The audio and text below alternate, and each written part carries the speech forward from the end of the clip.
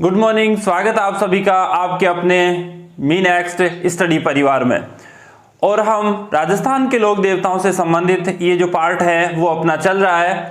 और पिछले पार्ट में हमने 3 राजस्थान के लोक देवताओं की बात की थी फ्रेंड्स, और आज पंचपीरों में लोक देवताओं का अब आज हम वर्णन यहाँ पढ़ने जा रहे हैं। ठीक है फ्रेंड्स, तो आप अपनी स्टडी को तैयार रखिए, चलते रहिए, लगातार खुद को मोटिवेट करते रहिए। कोई कहे ना कहे, आप अपने आप को मजबूत बनाए रखिए और एक स्तंभ गाड़ने के लिए अपने आप को तैयार रखिए। पंछियों ने उड़ान भरी है, पंछियों ने उड़ान भरी है, पंखों का इम्तिहान अभी बाकी है, जीती है चंद बाजियां, अभी तो सारा आसमान बाकी है। तो अपने आसमान की ऊंचाइयों को छूने के लिए, बुलंदियों को छूने के लिए आप हमारे साथ लगातार मेहनत किए और हम आपके साथ हैं और आप हमारे साथ बने रहिए। गोगा जी लेते हैं। आज राजस्थान के लोक देवी देवताओं में हम बात कर रहे हैं गोगा जी की। गोगा जी पंचपीरों में शामिल है, बात हमने स्टार्ट में की थी। पंचपीरों में शामिल हैं, पंचपीर हैं ये। गांव गांव गोगो और गांव गांव खेजड़ी, यानी कि मारवाड़ में एक कहावत है कि गांव गांव खेजड़ी, गांव गांव गोगो। तो यहां पर एक चीज, एक बात, गांव गांव खेजड़ी, गांव गांव खेजड़ी, राजस्थान का राज्य वृक्ष है खेजड़ी। गांव गांव खेजड़ी और गांव गांव गोगो। तो इसका मतलब ये हो गया कि गोगा जी का जो थान है वो खेजड़ी के नीचे होता है। ठीक है, अब हम गोगा जी के बारे में आगे हम बात कर लेते हैं। ठीक है, गोगा, तो यहां पर एक लाइन है वो याद रखिए। गोगा दादा नो जेब, गोगा दादा नो जेब वाला क्या देना है? पेन या कलम।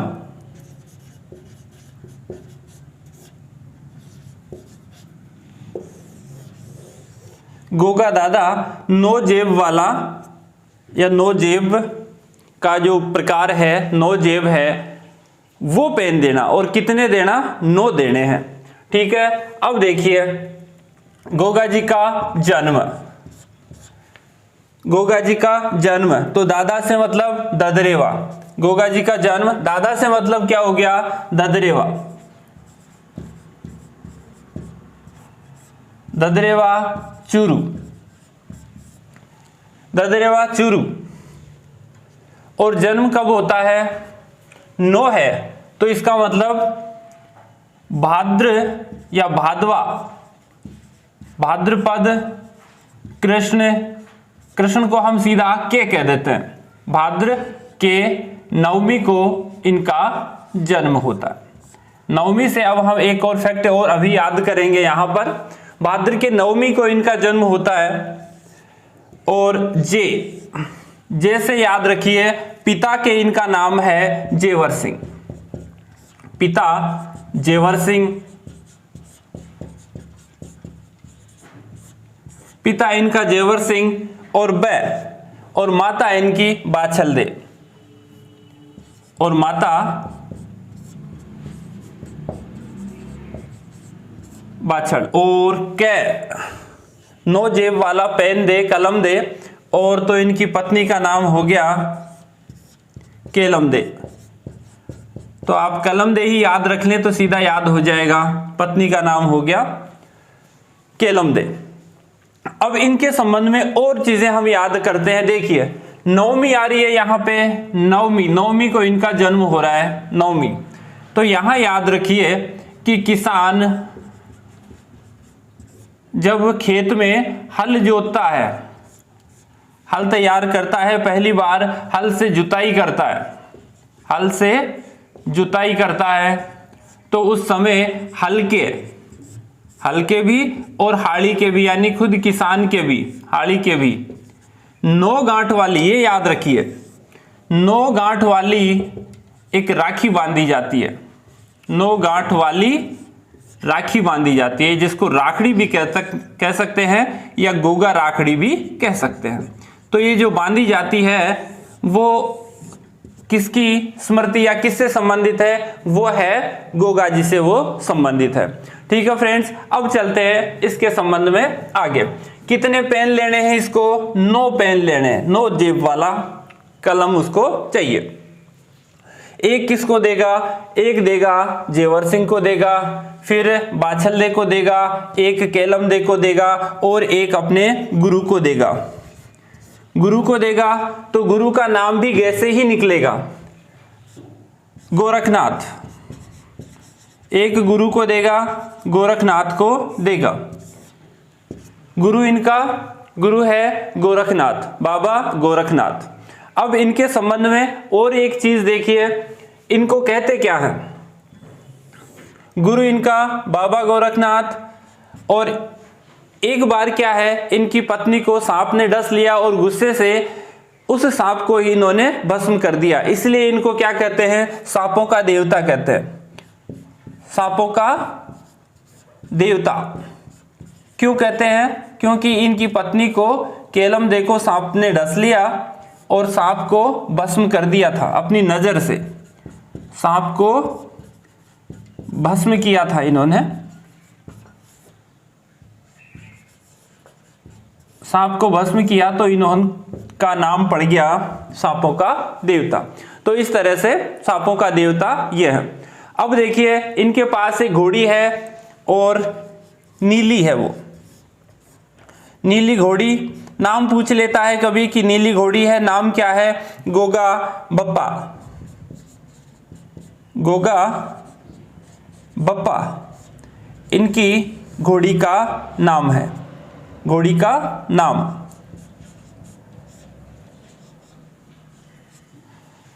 नीली घोड़ी है इनके पास, गोगा बप्पा नाम है। और अब इनके प्रमुख योगदान की हम बात करते हैं और वो सबसे ज्यादा अपने लिए इंपॉर्टेंट है।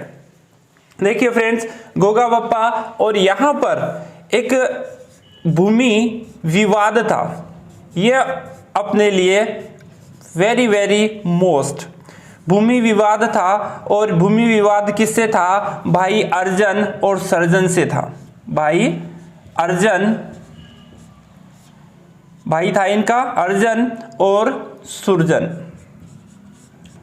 अर्जन और सुरजन नाम के 2 भाई थे और इनके साथ दोनों का भूमि विवाद था। किससे? गोगा जी से विवाद चल रहा था। और इस विवाद में देखिए क्या है, अर्जन और सुरजन ने इस विवाद में साथ किसका लिया? मुसलमानों का साथ ले लिया, मुसलमानों का साथ लिया, मुसलमानों का साथ लिया। और अब जो युद्ध होता है, भूमि विवाद, मुसलमानों को साथ लिया, और यहां पर गोगा जी से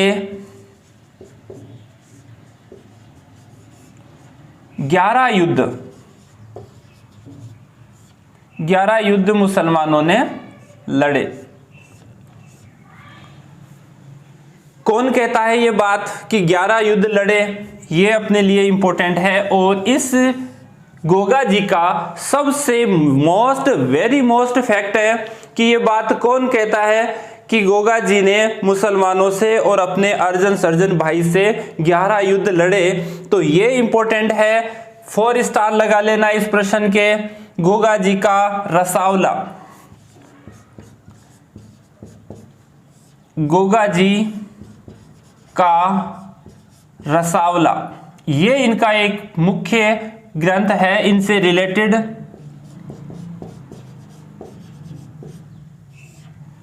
इसके आप 4 स्टार जितने लगाना चाहें उतने स्टार लगा सकते हैं। गोगा जी का रसावला, और ये लिखा किसने है?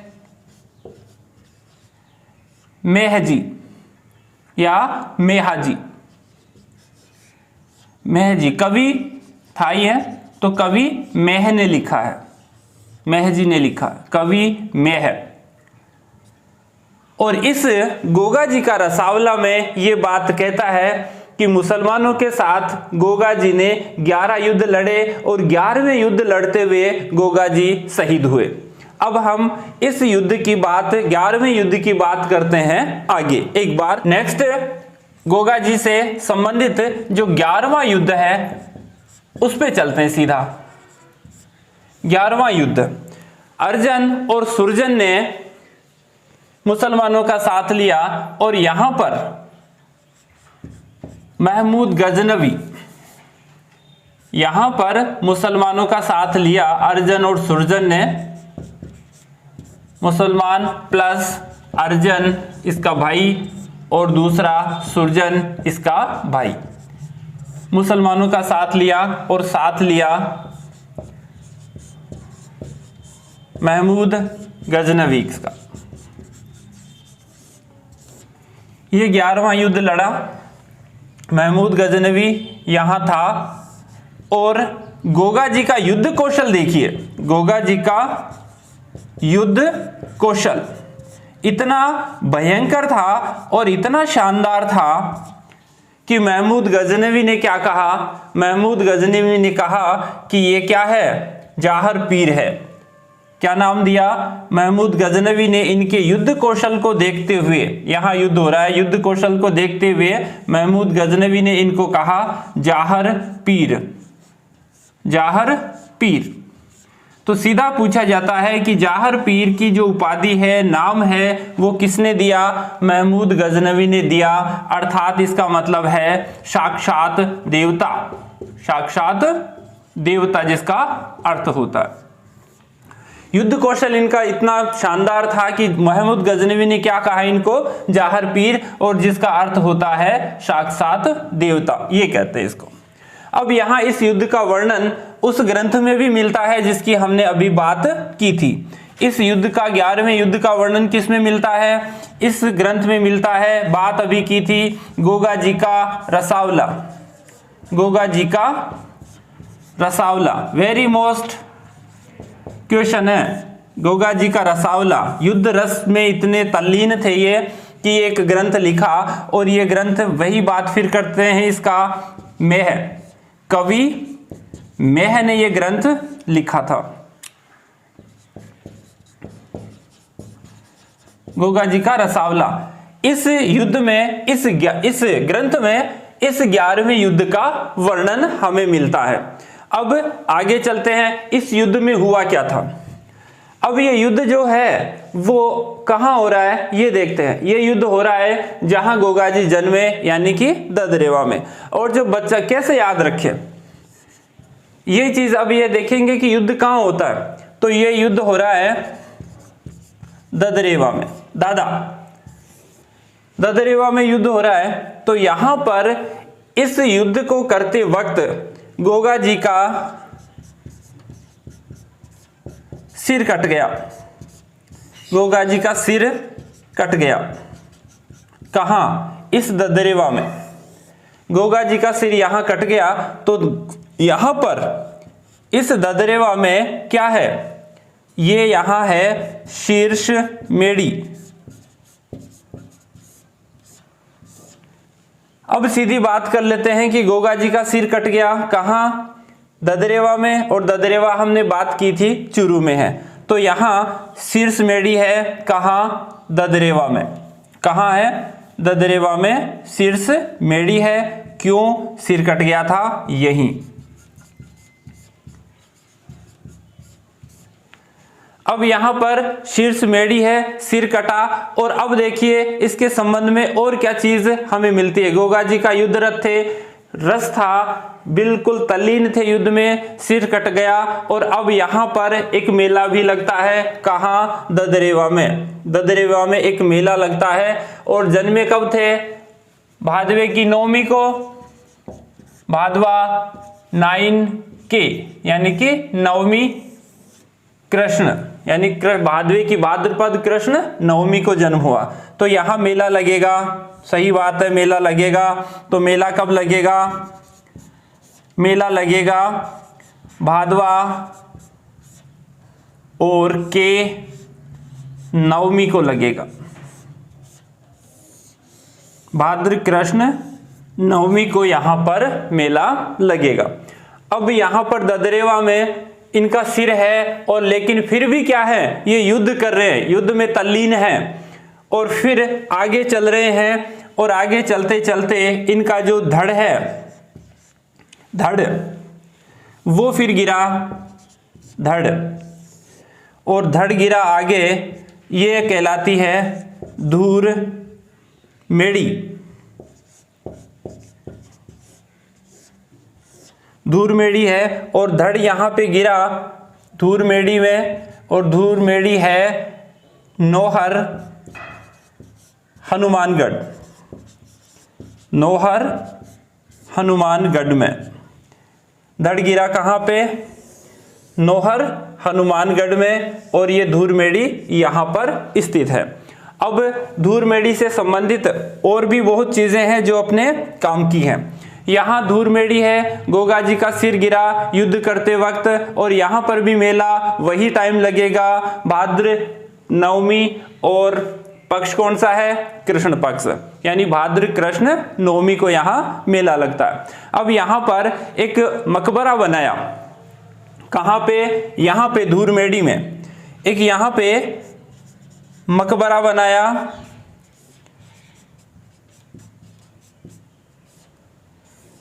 और ये मकबरा बनाया दिल्ली सुल्तान फिरोज शाह तुगलक ने। फिरोज शाह तुगलक, फिरोज शाह तुगलक ने एक मकबरा बनाया और इस पर लिख दिया बिस्मिल्लाह। लेकिन बाद में इसको एक मंदिर का रूप दिया। किसने दिया? ये प्रश्न अपने काम का है। इस मकबरे को मंदिर का रूप दिया किसने? बीकानेर के महाराजा गंगा सिंह ने मंदिर का रूप दिया। बीकानेर महाराजा गंगा सिंह।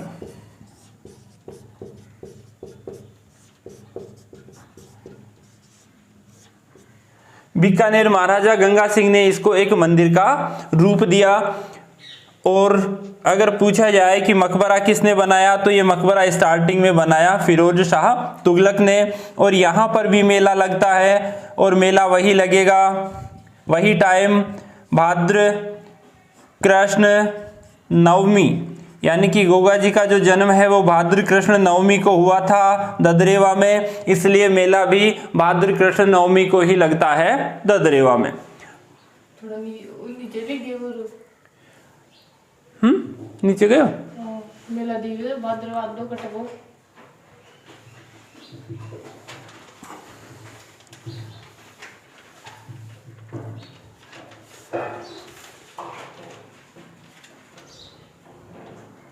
वो कौन बता मुसलमान ने बिन पूछ बोला गया था। बताऊंगा, रुक जा। दिखे कौन हो? एक तो मन लाना दिखाओ मुझे तो तेरे बीच में जाए कुछ जाओ तो फिर ओरियो। हाँ, वो बात की जब वो सीधो अठियारी थी ना, वो युद्ध करते हुए शीर्ष मेरी गोगा मेड़ी धूर मेड़ी लिखे जो ना। धूर मेड़ी गोगा नौकर मकबरा नुमा सुल्तान वर्तमान गंगा सिंह ने बनाया।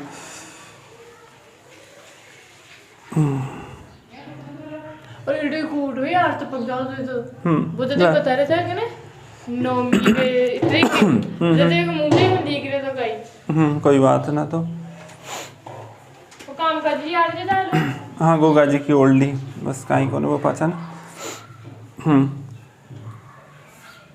मकबरा बनाया फिरोज शाह तुगलक, और यहाँ पर मेला लगता है। कब मेला? वही उसी टाइम भाद्र पद महीना भादवा और कृष्ण पक्ष, और वही नवमी 9 को लगता है। धूर मेड़ी, इसको गोगा मेड़ी भी कह सकते हैं। धूर मेड़ी गोगा मेड़ी भी कहते हैं। धूर मेड़ी आ जाए या गोगा मेड़ी आ जाए, बात सेम है, कोई फर्क नहीं है। देखिए अब वापस एक बार फिर से इसको रिपीट करते हैं। गोगा जी 11 युद्ध लड़े, 11वें युद्ध की बात कर रहे हैं। मुसलमानों को साथ लिया अर्जन और भाई सुरजन ने। महमूद गजनवी को लिया और महमूद गजनवी ने गोगा जी के साथ युद्ध लड़ा। गोगा जी के युद्ध कौशल को देखते हुए महमूद गजनवी ने कहा कि ये तो साक्षात क्या है, जाहर पीर है। वेरी मोस्ट कि जाहर पीर की उपाधि जो है वो किसने दी? ये तो दी महमूद गजनवी ने। इस युद्ध का वर्णन एक व्यक्ति और करता है और वो है कवि में, और लिखता है वो अपना ग्रंथ गोगा जी का रसावला। Very important question. अब यहाँ पर युद्ध करते हुए गोगा जी का सिर कट गया ददरेवा चूरू में ही। यहाँ पर ये शीर्षमेड़ी स्थित है और यहाँ पर मेला लगता है, वही भादवा की कृष्ण नवमी को लगता है। फिर युद्ध करते रहे और जब युद्ध करते रहे तो इनका जो धड़ है वो गिरा धूरमेड़ी नौहर हनुमानगढ़ में। तो यहाँ पर धूरमेड़ी कह दें चाहे गोगामेड़ी कह दें, सीधा प्रश्न पूछ लेगा ऊपरी तौर पर कि गोगामेड़ी या धूरमेड़ी कहाँ स्थित है, तो नौहर हनुमानगढ़ में स्थित है। यहाँ पर भी मेला लगता है, भाद्र कृष्ण नवमी को लगता है। और यहाँ पर एक मकबरा बनाया धूरमेड़ी गोगामेड़ी में, फिरोज शाह तुगलक ने बनाया। बाद में इसको मंदिर का रूप दिया बीकानेर के महाराजा गंगा सिंह ने। अब आगे चलते हैं नेक्स्ट पार्ट पे।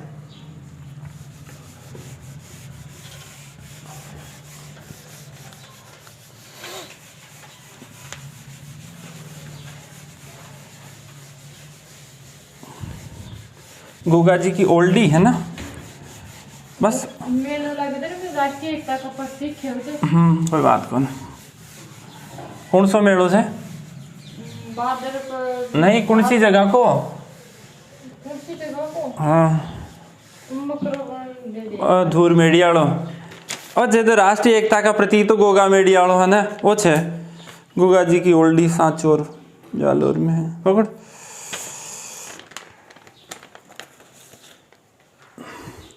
अब नेक्स्ट आगे देखते हैं गोगा जी से संबंधित जो मुख्य 3 जगह हैं।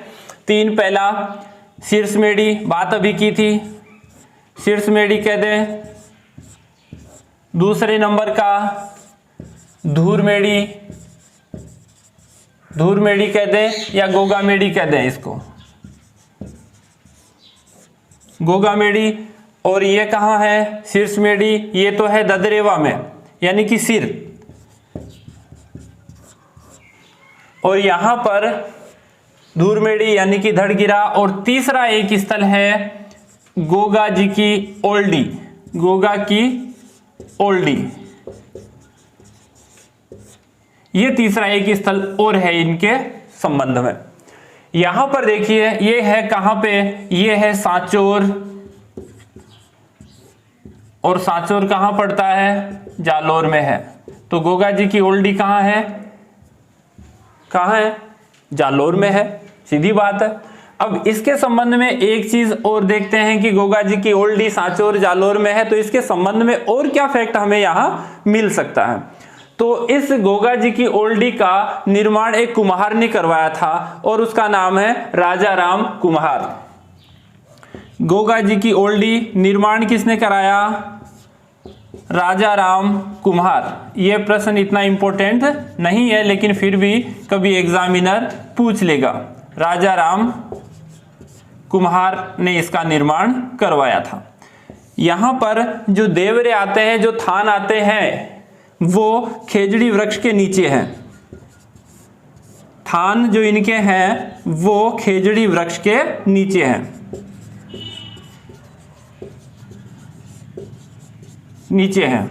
गांव गांव खेजड़ी, गांव गांव गोगो। तो यानी कि इनके थान खेजड़ी वृक्ष के नीचे मिलते हैं। अब इनके संबंध में और जो मुख्य फैक्ट हैं उनकी हम यहां अब बात कर लेते हैं। बाद में क्या हुआ कि गोगा जी के जो वंशज हैं, गोगा जी के वंशज, और बात करें तो लगभग 17वीं पीढ़ी के आसपास ये बात थी। तो गोगा जी के वंश में एक हुआ था 17वीं पीढ़ी में कायम सिंह। कायम सिंह एक नाम का व्यक्ति हुआ था गोगा जी की पीढ़ी में ही। तो इसको क्या है, जबरदस्ती क्या बना दिया, मुसलमान बना दिया, जबरदस्ती मुसलमान बना दिया। गोगा जी की पीढ़ी का 17वीं पीढ़ी का कायम सिंह था, जबरदस्ती उसको मुसलमान बना दिया। और यहां पर जब कायम सिंह को मुसलमान बनाया तो एक मुसलमानों की नई बिरादरी हो गई, कायम खानी मुसलमान।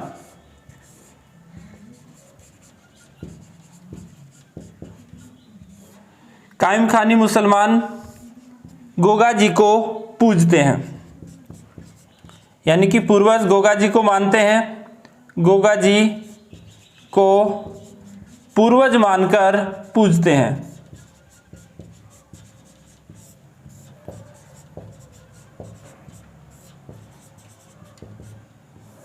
गोगा जी के जो भी मंदिर हैं उनमें एक पुजारी तो होता है हिंदू धर्म से और दूसरा पुजारी होता है मुस्लिम धर्म से।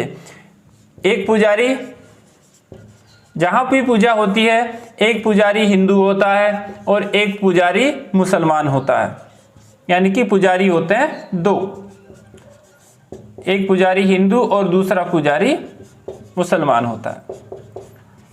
ठीक है फ्रेंड्स, और ये इंपॉर्टेंट फैक्ट अपने लिए एक और यहां हमें मिल गया। अब देखिए, अब इनके प्रतीक चिन्ह क्या है, नाम और क्या क्या हमें मिल सकते हैं ये हम और देखते हैं। प्रतीक चिन्ह, प्रतीक चिन्ह, प्रतीक चिन्ह तो है इनका सीधा सर्प, सांपों का देवता है, नागवंशी है, प्रतीक चिन्ह सर्प। और जहां जहां इनके देवरे होंगे वहां वहां पर पत्थर की या पत्थर पर अश्वारोही, भाला हाथ में और सर्प की आकृति भी मिलेगी साथ में, उत्कीर्ण, पत्थर पे उत्कीर्ण, यह है इनका प्रतीक चिन्ह से संबंधित अन्य फैक्ट।